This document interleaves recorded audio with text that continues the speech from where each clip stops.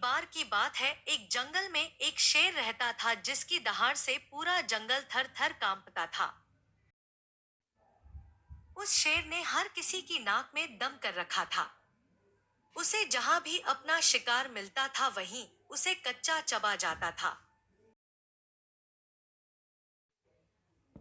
वो ना तो किसी पे दया करता ना ही किसी को छोड़ता। वो दिन में शिकार करता था, दोपहर में सोता था और शाम को अपना किया हुआ शिकार खा जाता था।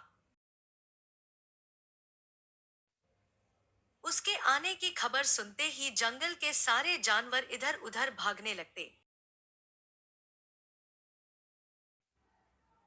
उसके अलावा पूरे जंगल में कोई और शेर भी नहीं था, इसीलिए उसे अपना किया हुआ शिकार खो जाने की भी चिंता नहीं थी।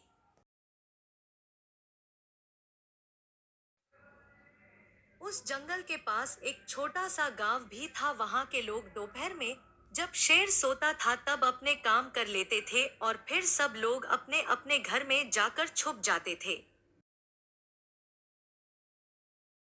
एक दिन उस जंगल के सभी जानवर इकट्ठे हुए और उन्होंने यह तय किया कि कुछ दिनों के लिए वो सब किसी जगह पर जाकर छुप जाएंगे और तब तक वो शेर भूखा मर जाएगा। फिर वो जानवर जंगल के एक ऐसे कोने में जाकर छुप गए जहां वो शेर कभी नहीं जाता था। उन्होंने जैसा सोचा था वैसा ही हुआ। काफी दिनों तक शेर जंगल में घूमता रहा, लेकिन उसे कोई शिकार नहीं मिला। कुछ दिन बाद उसकी तबीयत खराब होने लगी और वो बीमार पड़ गया। उस जंगल में एक गुफा थी।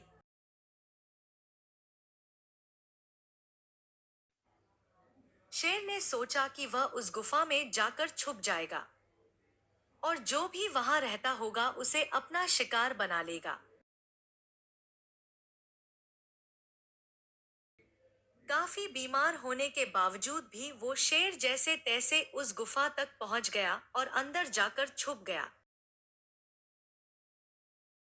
पर उसने इस बात पर ध्यान नहीं दिया कि उसके पंजों के निशान धरती पर दिख रहे थे। उस गुफा में एक लोमड़ी रहती थी। जब वो गुफा में जा रही थी तब उसने शेर के पंजों के निशान देखे। उसने ये भी देखा कि ये निशान गुफा के अंदर तो जा रहे हैं, लेकिन बाहर नहीं आ रहे। वो समझ गई कि अंदर शेर है।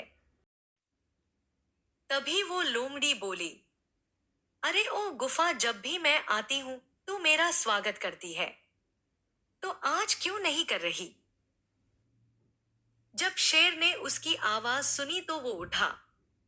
उसने सोचा कि मैं गुफा के अंदर हूं, इसलिए ये गुफा उसका स्वागत नहीं कर रही है।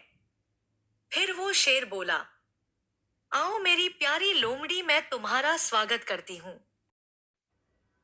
उसकी आवाज सुनते ही लोमड़ी वहां से चुपचाप भाग गई। उसने ये बात जाकर जंगल के बाकी जानवरों को बताई और उन सब ने उस गुफा के सामने एक बड़ा सा पत्थर रख दिया। भूख की वजह से शेर गुफा के अंदर ही मर गया। अब सभी जानवर और गांव के लोग बिना किसी डर के शांति से रहने लगे।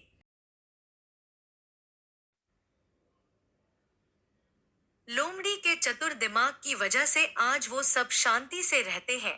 तो इस कहानी से हमें ये सीख मिलती है कि अगर हम अपनी बुद्धि का प्रयोग करें तो किसी भी मुश्किल से आसानी से निकल सकते हैं।